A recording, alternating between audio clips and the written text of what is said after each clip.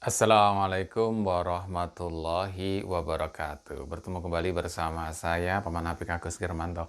Selamat menunaikan ibadah puasa Ramadan 1442 Hijriah yang bertepatan dengan 13 April 2021 ya. Dan untuk Idul Fitri bertepatan dengan 13 Mei 2021. Minal aidin wal faizin, mohon maaf lahir dan batin. Kali ini kita akan membahas beberapa rekomendasi dan revisi-revisi terkait dengan hisab dan ru'yat, dan kita juga akan mencoba membahas bagaimana metode hisab ru'yat yaitu bisa sama-sama kita lakukan. Karena sekarang zamannya sudah zaman demokrasi ya. Jadi metode lengkap untuk hisab dan ru'yat itu semua orang sekarang sudah bisa melakukan. Kalau ru'yat tentu saja bisa melakukan, siapapun yang mau jelang maghrib kemudian melihat hilal ke arah barat gitu, asal tidak terhalang tentu saja bisa. Nah, bagaimana kesimpulan hisab dan ru'yat itu kok bisa sama? Kita kok bisa serentak ini 13 April untuk awal Ramadan 2021, dan bagaimana ru'yat juga menyatakan sama juga untuk Idul Fitri, insya Allah serentak 13 Mei semuanya. Oke, yang pertama kita mencoba memahami wujudul hilal, metode yang dipakai oleh teman-teman Muhammadiyah saat ini. Yaitu ketika matahari terbenam yang warna kuning ini, hilal itu bulan yang warna hitam agak berkilau sedikit di atas ufuk, nah itu sudah masuk bulan baru. Sedikit saja, itu dulu wujudul hilal yang dulu. Dan kemudian saya baca-baca bahwa hisab wujudul hilal, ini hisab ya dari Muhammadiyah, sekarang itu sudah mulai naik. Yang dulu asalkan di atas ada sedikit, kita aja udah boleh. Nah sekarang harus piringan bulan, piringan hilal itu di atas ufuk semuanya. Jadi agak tinggi dong. Ya kira-kira setengah derajat atau 1 derajat itu jadinya. Oke. Dan semuanya kita, Bapak, Ibu, adik-adik, kakak-kakak, juga bisa melakukan hisab seperti ini, berapa derajat ini. Seperti yang dilakukan oleh Muhammadiyah dan juga NU. Yaitu saya misalkan mencontohkan ini. Yang biru dekat saya ini saya screenshot dari aplikasi yang gratis ada di Play Store ya. Yaitu memang sama 12 April ketinggiannya moon altitude itu 3 derajat 30 menit. Jadi tinggi sekali untuk posisi saya di Bandung gitu ya. Jadi masing-masing orang bisa melakukan. Jadi wujudul hilal, hisab itu sekarang udah demokrasi. Siapapun orang sudah bisa melakukan dengan menggunakan aplikasi yang ada di Android. Oke, jadi itu akhirnya yang kita lihat kesimpulannya karena 12 April itu sudah tinggi 3 derajat lebih, maka sepakat semuanya bahwa besoknya 13 April itu sudah bulan puasa 1 Ramadan. Tapi kenapa kok kesimpulan kadang-kadang bisa beda? Itu beda karena interpretasinya, bukan karena metode hisab atau ru'yatnya. Hisab dan ru'yatnya sama, tapi interpretasinya beda. Apa itu yang dimaksud? Nah, sekarang akan kita coba bahas, yaitu alternatifnya hisab, metode hisab yang imkanur ru'yat. Hisab yang mempertimbangkan kemungkinan visibilitas dari hilal. Bisa dilihat atau enggak. Nah, karena ini dalilnya juga cukup kuat. Jadi kalau ini kriteria 238 yang dipakai oleh Indonesia, Brunei, Malaysia, Singapura, yaitu pakai hisab sama, tapi kriterianya tingginya harus 2 derajat. Yang tegak ini harus 2 derajat. Miringnya, elongasinya bahkan harus 3 derajat. Jadi lebih tinggi. Kenapa? Kalau di bawah 2 derajat, menurut Mabims, menurut Menteri Agama, itu kalau di bawah 2 derajat tidak akan bisa diru'yat. Jadi masih silau oleh cahaya matahari. Jadi hilal nggak akan kelihatan kalau di bawah 2 derajat.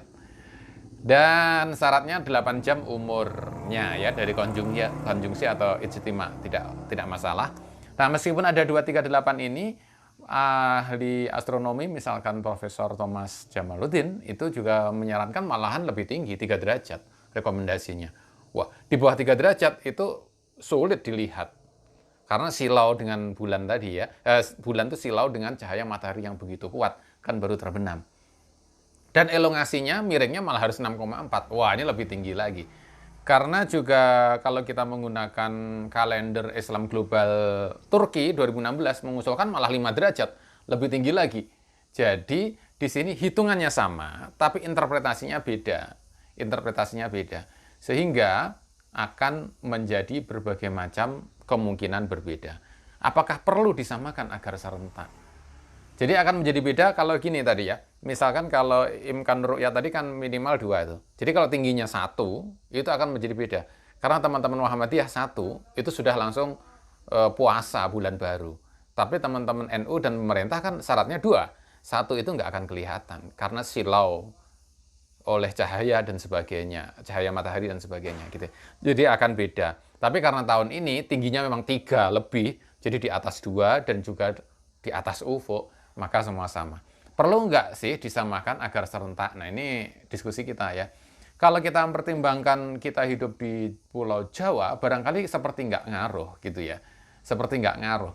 Tapi ngaruh juga sebenarnya. Apalagi kalau Indonesia Timur. Jadi ketika sidang isbat itu dilakukan di Jakarta jam 6 habis maghrib, diputuskan misalkan jam 7 malam, maka Indonesia Timur, Papua, itu sudah jam 9 malam. Jadi kalau diputuskan bahwa besok puasa, sekarang terawih. Lah di Papua itu sudah jam 9 malam, udah terlalu malam di sana gitu kan. Jadi kita harus pertimbangkan itu. Nah belum lagi kalau itu masalah urusan lebaran juga, teknis lebaran. Besok itu lebaran nggak? Kalau besok lebaran kita harus menyiapkan tempat, energi, makanan, dan sebagainya. Maka disiapkan buah-buahan, masakan, dan sebagainya. Kalau disiapkan untuk besok, ternyata diputuskan besok tidak jadi lebaran, kan mundur 1 hari. Nah itu masakan, makanan harus disimpan di kulkas, disimpan di mana, ada yang busuk. Itu kan resiko. Nah kalau itu hanya 1 rumah tidak masalah. Nah kita kan Indonesia 200 juta lebih muslimnya. 200 juta lebih itu kalau 200 juta piring, lah itu kan problem tersendiri kan makanan. Nah sehingga di sini kalau mau disamakan dibuat serentak itu juga memang perlu dipertimbangkan banyak hal. Nah ini saya memberikan rekomendasi untuk bisa serentak yang juga sudah saya bahas di video saya yang sebelumnya juga. Yang pertama adalah rekomendasi saya ditetapkan 21 hari awal. Jadi kalau kita mau menetapkan misalnya puasa tanggal 13 April, itu sudah ditetapkan di bulan Maret 21 hari sebelumnya. Kok bisa? Bisa, kan kita menggunakan metode hisab imkan ru'yat tadi dengan kriteria-kriteria tertentu, kan gitu. Nah, kemudian kriterianya saya menyarankan adalah optimis kriteria. Optimis dalam arti adalah semakin kecil persyaratan derajat makin bagus. Tadi kan teman-teman Muhammadiyah sudah bergerak tuh. Yang tadinya yang penting bulan itu muncul sedikit aja, itu sudah tanggal baru. Sekarang harus piringan bulannya di atas. Nah ini udah setengah derajat atau hampir 1 derajat kan. Nah kemudian kalau Turki syaratnya 5 derajat. Indonesia 2 derajat, nah udah bagus. Nah bisa nggak diturunkan lagi menjadi 1 derajat? Biar teman-teman Muhammadiyah juga setuju, teman-teman NU juga setuju. Semuanya setuju gitu. Misalnya itu kalau kriteria optimis. Nah di sini ada data sekitar 200 tahun yang lampau ini. Bagaimana sih kondisi tinggi hilal? Ini kita peroleh dari internet, dari Profesor Thomas Jamaluddin ya ada. Yaitu ketika tanggal 29, kemudian diamati ru'yat, bulan hilal kelihatan atau enggak, data menunjuk bahwa ada daerah area abu-abu, yaitu antara 0,9 sampai 7,4. Artinya apa? Antara 0,9 sampai 7,4 itu kadang-kadang terlihat hilal, kadang-kadang enggak. Dalam derajat itu ya. Kalau di bawah 0,9 dari 200-an tahun data itu tidak pernah terlihat hilal itu. Jadi yang teman-teman Muhammadiyah tadi sampaikan asal muncul gitu. Kalau itu memang di bawah 1 derajat atau di bawah 0,9 memang nggak pernah data itu ada yang berhasil diru'yat. Di bawah 0,9. Tapi kalau di atas 7,4 memang semuanya kelihatan ru'yat hilal gitu. Nah, sehingga akan menjadi problem antara 0,9 sampai 7,4. Kadang terlihat, kadang enggak. Nah, saya mengusulkan optimis. Optimis itu kenapa? Optimis itu serendah-rendahnya, yaitu 0,9. Karena dalam sejarah 0,9 itu sudah pernah terlihat. Dalam sejarah ya. Gitu.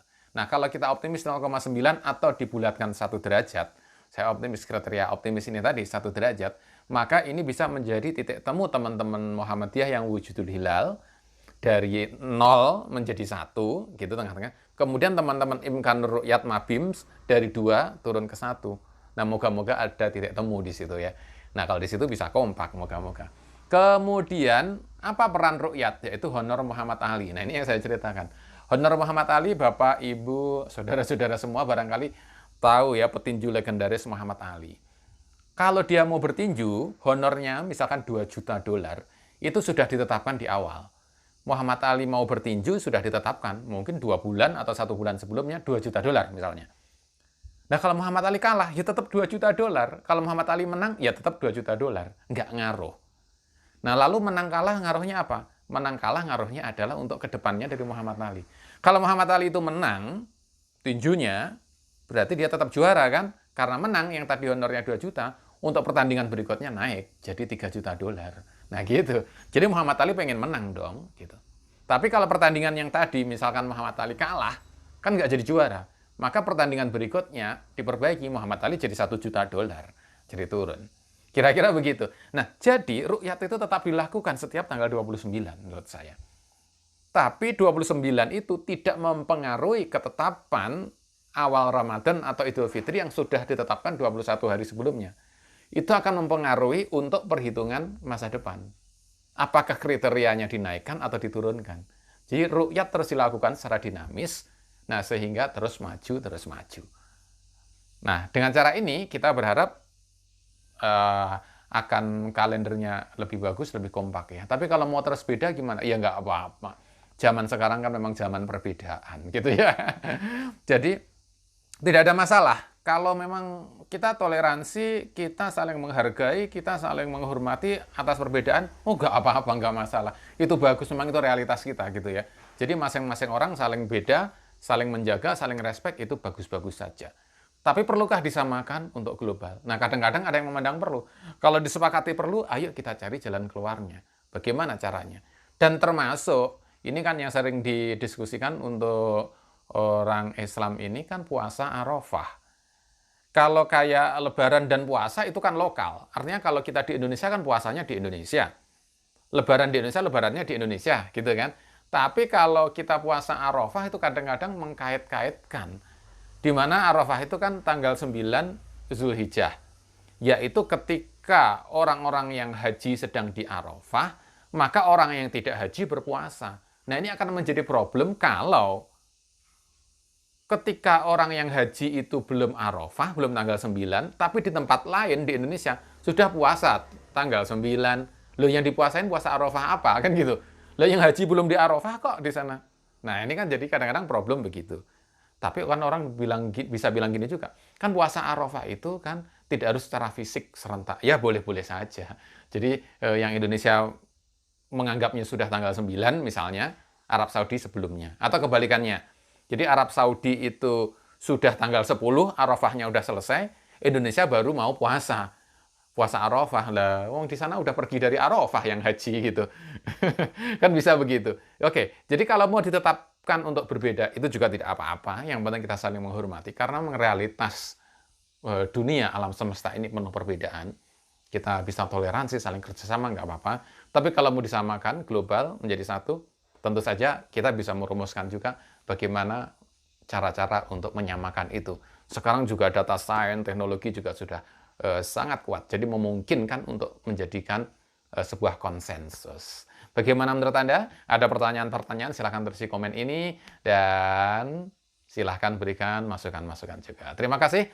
Selamat menjalankan ibadah puasa. Semoga kita semua termasuk orang-orang yang bertakwa. Assalamualaikum warahmatullahi wabarakatuh.